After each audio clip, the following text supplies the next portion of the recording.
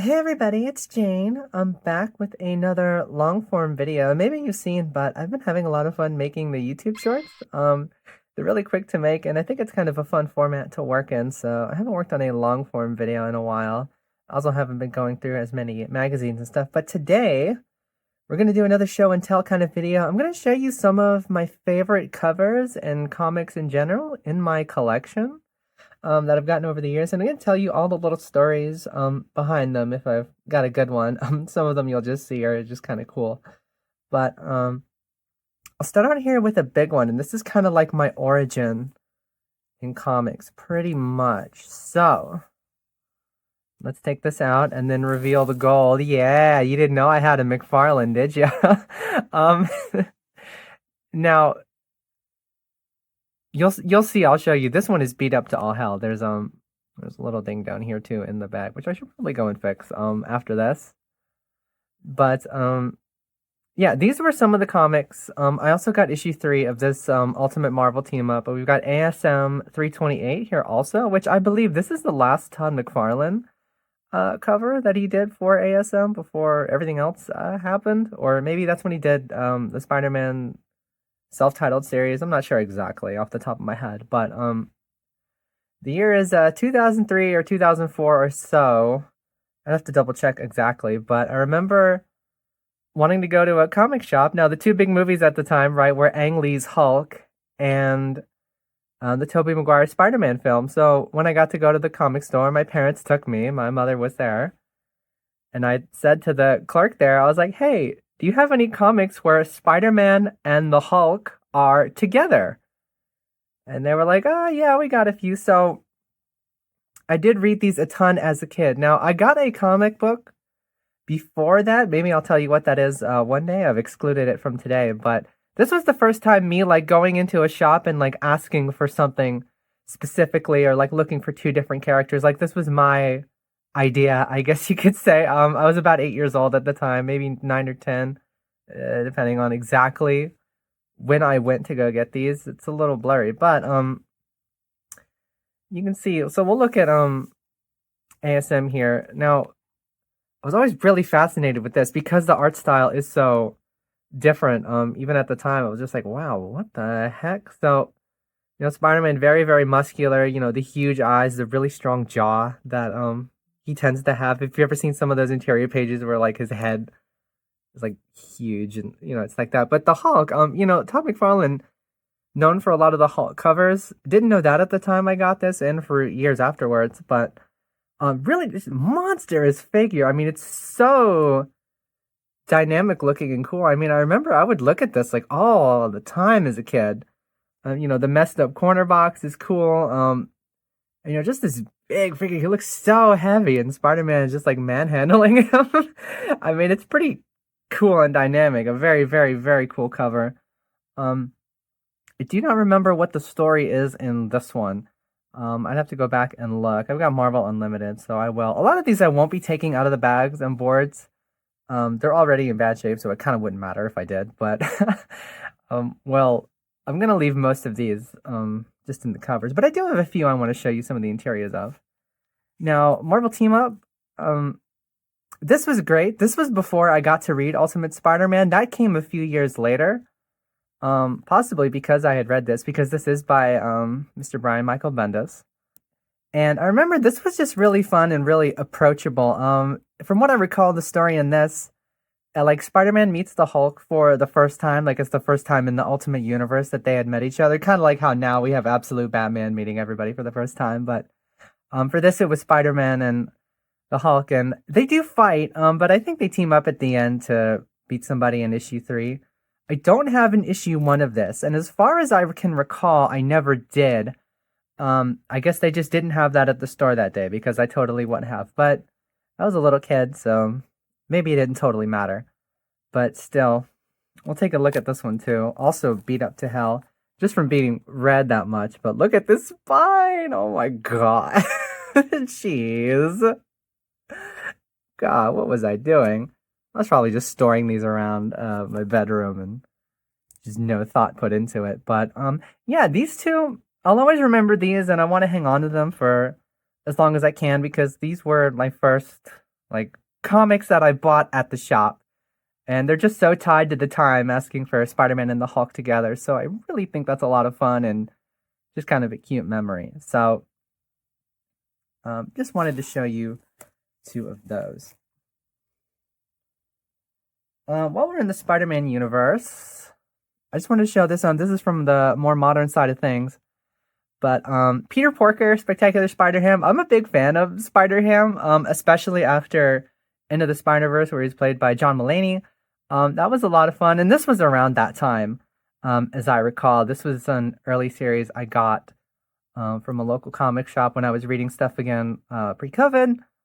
And I always remembered this as one of my favorite covers I got from that time period. I'm just like, yeah, hot dogs and the sort of dramatic humor of Spider-Ham and regular Peter Parker. And then you even see this dog is like, what the hell? So just love the color on this one. There's a warm like color palette to it, just a little bit. It's you can see the background is like almost all warm colors, but the hot dog guy is blue, and there's just this really great style to it. Just really, really, really beautiful. Just wanted to show that one to you.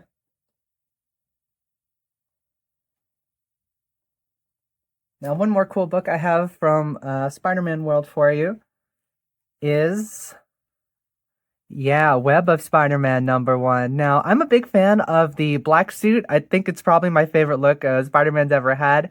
I mean, maybe. I mean, the red and blue is really great, but this was not one I got as a kid. I got this sometime recently. In the last 10 years, I'm pretty sure is when I got this.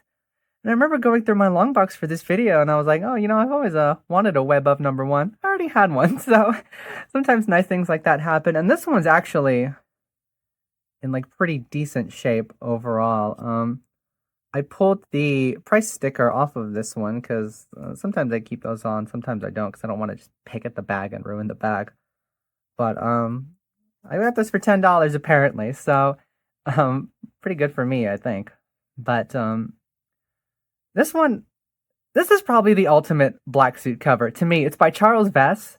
This really painted style. I mean, the pose is great. The way it kind of bleeds into like his chest, but you can still make it. I mean, this is just so cool. The shading, the shadows, and Charles Vess. He did that Spider-Man miniseries on his own. I think it was like Spirit of the Earth. It's like where he goes to Scotland or something like that, and it looks like this, but like even crazier. So, Web of Spider-Man. It's a real shame that this series never really had like its own identity. Like I kind of think of it as like a black suit series, even though that stops like right away. But in my mind, it's like got all those black suit covers where like he's beating up J. Jonah Jameson and he's spying on those two people on the building. Maybe I'll throw up a picture and show what that looks like. But really glad I have this one. Again, I think it's just like the ultimate black suit cover, and just really glad to have this one in decent shape. Now, going back to the Hulk universe one more time, this is another very, very, very early comic I got. This one is from, I want to say 1998 or 1999. The whole Hulk chronology around that time, I don't totally recall. There's Incredible Hulk, there's Rampaging Hulk, there's this. So a lot of Hulk books at the time. And again, at the time, I really loved the Ang Lee movie. And you can see this poor thing, again, beat up to hell, had it as a kid, read it to death. But I really wanted to show you some of the interior pages on this one because they're really fun. Basically, the Hulk squares up against Tyrannus. Right there, you see. And just look how cool this expression is. I mean, this is just really, really neat. There's actually a lot of really neat ads and things in this book. But basically, I reread this recently because I was curious. And like this miner guy... Also, Sega Bass Fishing ad over here, really cool. This miner guy, he like incites a unionizing socialist uprising of Tyrannus's minions. And like, you think I'm joking, but like, they literally say like, this is our union. They say something like that. This is a whole weird dynamic too, where Tyrannus is trying to get the powers of the Hulk. And there's this like middle thing with like Spider-Man. I guess it's an ad for book that was going on at the time, but used like multiple pages of like Spider-Man and Mysterio, so really kind of strange. But where's my guy? Oh, here we go. So I kind of missed some of the pages, but you can see like the guys. I forget what they're called. I want to call them Tyrannoids, but like that's the things from Ratchet and Clank. But the little guys they suck the power out of Tyrannus instead of giving it to him. And look, we are the many. We are the power. Okay, I mean, how sick is that? Um, let's see if I can find it. Yeah, here we go. For far too long, we have allowed ourselves to endure cruelty and death at the hands of Tyrannus. That power now resides with the masses, in our union. Yeah, and this guy was like the guy who taught him like how to unionize, and he's like, "You guys are the many. You guys can do this." So, is it any wonder I turned out the way I did when you're reading stuff like this at a really early age? So, um, really, really fun comic. Oh wow, I didn't look at this when I was going through the long box. Yeah, I remember this. I remember yeah, everything for me was Spider-Man and the Hulk. My cover is slightly detached here, or a lot detached. Oh, jeez, but uh, really, wonder more about this run. Like, it seems like some of those through lines about power and maybe the masses continues. I don't know what happens after this, and I don't know what happens before.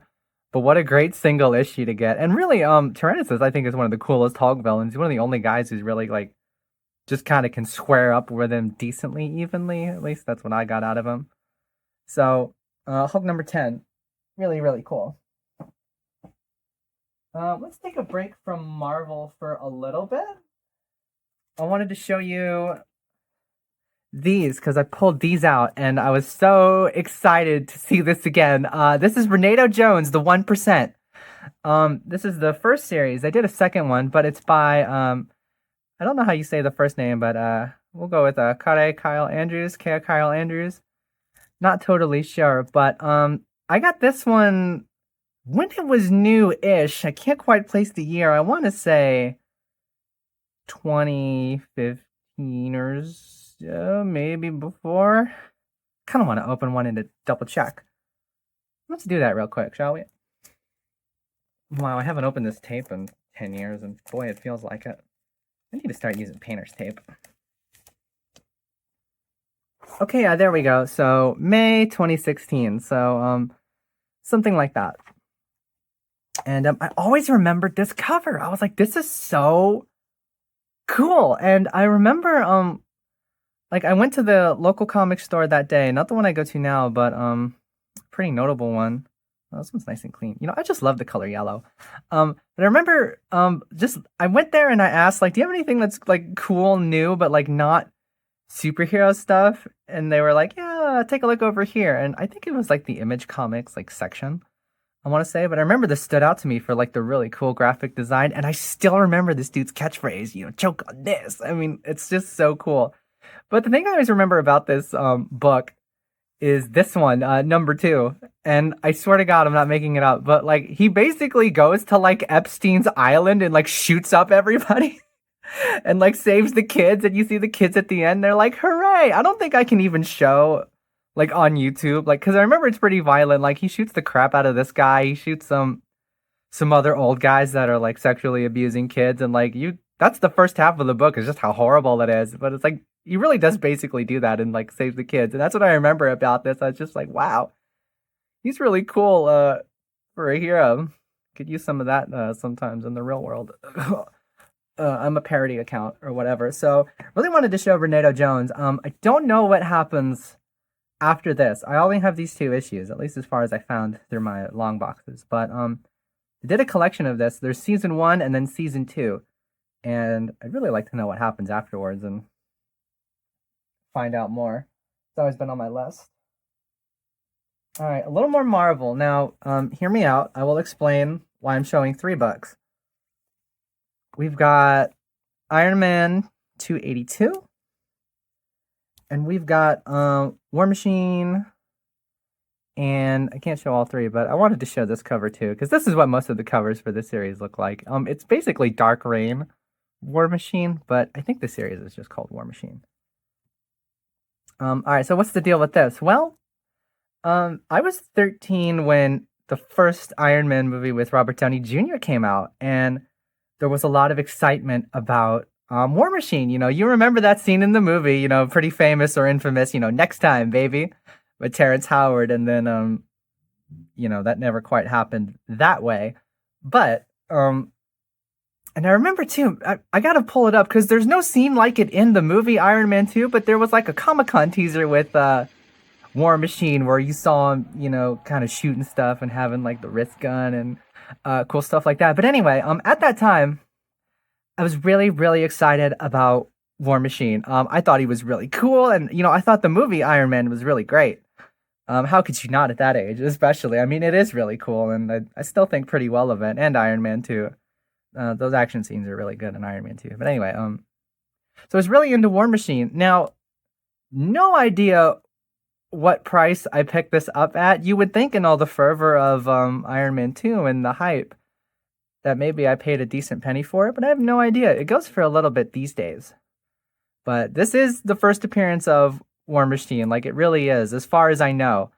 And like I said, it seems to go for a decent little chunk of money, so I was really surprised to see this in my long box. I was like, oh, really? And I mean, in really great shape. It's like a $30 or $40 book, which surprised me.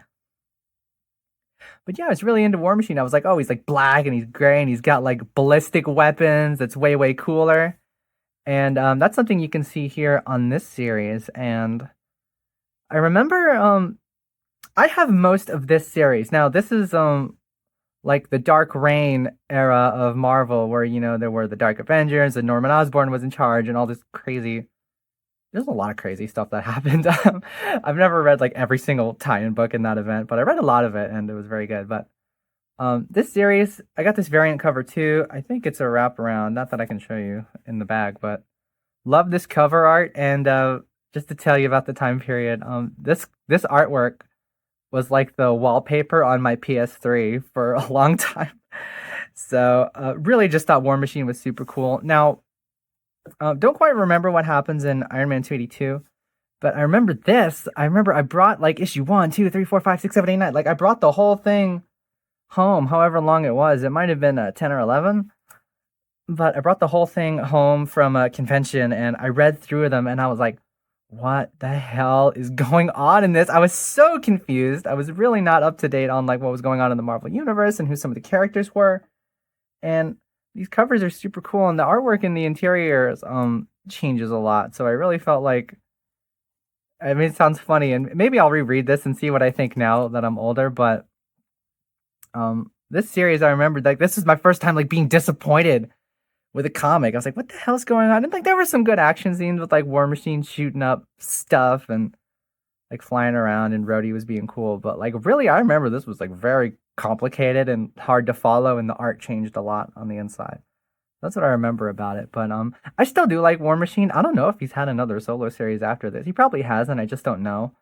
But I still think the concept, like the visual concept of the character, is really, really cool. Kind of more ballistic, military. Like, hey, this is a second printing. I never noticed. But yeah, still kind of fond of the character and fond of the time that I was really, really into War Machine. Another character I was really, really into is Doctor Strange. Now, you can see $5 book here. It probably still is a $5 book, but I wanted to bring out this one because I think this is one of the iconic Doctor Strange covers. Now, at this time, I believe I got this around 2011, 2012. And I remember I just really thought Doctor Strange was super cool. And he is super cool. He just does all this crazy stuff to like defend the world from stuff you don't even know about. All sorts of demons and monsters. And, he can do any kind of spell. And he's like a really powerful character, at least to me. And he's a nice guy, too. His origin story, those early issues with Steve Ditko. I have one of those Marvel Masterworks volumes. Maybe I'll bring it out later. But he's just a really, really great character. And at the time, in those early 2010s, there was a lot of speculation that there would be a Doctor Strange movie. And I think that's how I heard about it. Because at that point, I was sort of following movie news. And, I wanted to see what the character was all about. So I have a lot of these Bronze Age Doctor Strange books and some newer ones, too. There's a series with him right now. I think it started this month or last month, but there's a Doctor Strange ongoing right now. At least I think it's an ongoing. It'll probably end up a miniseries, but we'll see. But I just really like Doctor Strange for a long time was just like, oh yeah, that's my guy. I love Doctor Strange. He's super cool. And last book for the Marvel Universe for right now. The other character that was strongly speculated to have a movie, but it wouldn't happen for a while. But strongly speculated that it was in the works. Black Panther. And same thing. I had that curiosity. I was like, "Who is Black Panther? Like, what does he do? Is he cool?" And of course, he is cool. This cover in particular, I'm really, really fond of this one. I was shocked that I got something like this in like just the bins of the comic store, and they're still not expensive books. I think these are like Bronze Age, so this is like the mid 70s, I want to say. But Jungle Action with Black Panther. And to my recollection, the pages inside are like decently like tan colored. I almost want to open up and take a look. Let's take a look at one. What the heck? I've opened this one before. Okay, here we go. Jungle Action. What is this? Number 10, I guess. Let's take a look inside. I remember reading this and I was just like, oh yeah, he fights this friggin' crocodile. This is so sick. He fights a crocodile. Because if I recall in this, he's still like in Wakanda, like doing stuff, and that's what oh, I don't need this ads, come on. Yeah, he's like still in Wakanda, like doing stuff and having problems being king and all of that stuff. I think all that was like fairly well established in Fantastic Four, so let's see, more ads. But yeah, I remember he fights that crocodile. Wow, look at that. Look at that coloring. I'll see if I can zoom in actually. Look at that. That is so cool. Damn. No wonder I thought Black Panther was sick. He is sick. Oh, there's your like YouTube thumbnail. Let's go back out. But yeah, a lot of I don't have a lot of these. I was gonna say I did, which is not true. But Black Panther comics, I had a hard time finding like what he was in for a long time. There was the series by Christopher Priest. I never found that anywhere. I never found any issues of it anywhere. And that was sort of the most famous series for him at the time. How great is this pose, by the way? I love those kind of like Marvel arms, like oh, just shoot, like these big figures. Just so cool. But yeah, I was a really big fan of Black Panther. I still am, but I haven't followed the character quite so closely and quite so fanatically. But I still really, really like him. I mean, he's one of Marvel's coolest characters. Simple costume, just cool guy with great fighting abilities. A good heart. He's a leader. Black Panther's freaking cool. How can you not think he's cool? All right, let's take that away. What else do I have for you? Where did it go? All right. This personally, I think. Where'd my toys go? Okay, so this personally, what I'm about to show you, I think, probably always will be my favorite variant cover in my collection. There's a lot of competition for it. It might not be what you're expecting, but when I show you how beautiful it is, maybe you'll understand. And here, I'll do a little zoom for you. Oh, so cool. This is Street Fighter Legends Ibuki number 2. This is the B cover. It was just an open order cover, but at the time, I don't remember knowing what that variant covers existed or like how that all worked. I think I picked this up when it was relatively new. I want to say 2010 or 2011 because at that time I was all about Street Fighter 4 and I just loved Street Fighter. I loved everything Street Fighter, and I have a lot of random just miscellaneous Street Fighter books from like dollar bins and stuff at that time. And I think the Street Fighter books now are still not that popular, but every now and then I kind of check on them and see what characters there are. I may or may not have the swimsuit issue from last year, but yeah, I found this in one of those bins, the comic store I went to as a kid and where I grew up at that time. they had like Marvel and DC on the top floor, and then like everything else was on the bottom floor. So I would go hunting for like Street Fighter comics and Transformers comics and things like that. And I found this. I was like, "What? This is so gorgeous!" I felt like I found gold. And if you're a comic fan and you know how it feels to go through a long box and just find some gold or find something really cool, it's a great feeling. And sometimes it's hard to get back. And this one I wanted to show you the interiors of because they're by Omar Dogan or Omar Dogan. Not sure how you say their last name, but Omar's style was really like the top tier Street Fighter art style at the time. Look, it's Makoto. And a lot of their work I think got passed around a lot, like regardless of if you read these or saw any of the covers. But it just, wow, so cool. I mean, look at that. I mean, that's just great. I'm not sure who this is supposed to be. I guess it's one of her school friends. Just really, really wonderful artwork there. And you've got like the transitioning, so to speak, to being a ninja. And I always think about Ibuki because like how cute. I always think about Ibuki because like wasn't Ibuki doing like basically Rasengans and stuff in Street Fighter 3 before Naruto? Like barely, but like wasn't she doing all this stuff before Naruto? I don't really know. I always say that, but I never go bother to check. And maybe like the school ninja was a more popular trope than I realized. Look who it is. So yeah, I have the other issues of this. Yeah, there's your like big like page. This kind of looks like something you'd see in an issue 1, but it's number 2. We'll close that up for now. They also did Street Fighter Legends Chun-Li, which I have, I think, all 3 issues of. And this one, for whatever reason, there's 4. And I seem to have 1, 2, 3, and 4, but I remember 3 was like misplaced. So I think I've got all of these. All right, one more cool cover I just wanted to show you real quick and just comment on the character a little bit. This was a modern pickup of mine from like 2018 or 19. This is Batman Beyond 38 variant cover. Saw this on the shelf and was just floored. I was like, wow, give me that. I absolutely love Batman Beyond, the TV series. But the chronology of the comic books that DC does, I have no idea. It seems like really confusing. Like sometimes he's sort of there in the main DC universe. A lot of times he's not. They rebooted a couple times, and I guess this is by Dan Jurgens. I just noticed, so I bet this actually is really good. Whatever series this is, it made it to 38, so it can't be that bad. But Batman Beyond, the TV show, just absolutely awesome. Great character, great everything. Probably my favorite DC animated project still. Sorry, Justice League and Justice League Unlimited, but Batman Beyond is lit.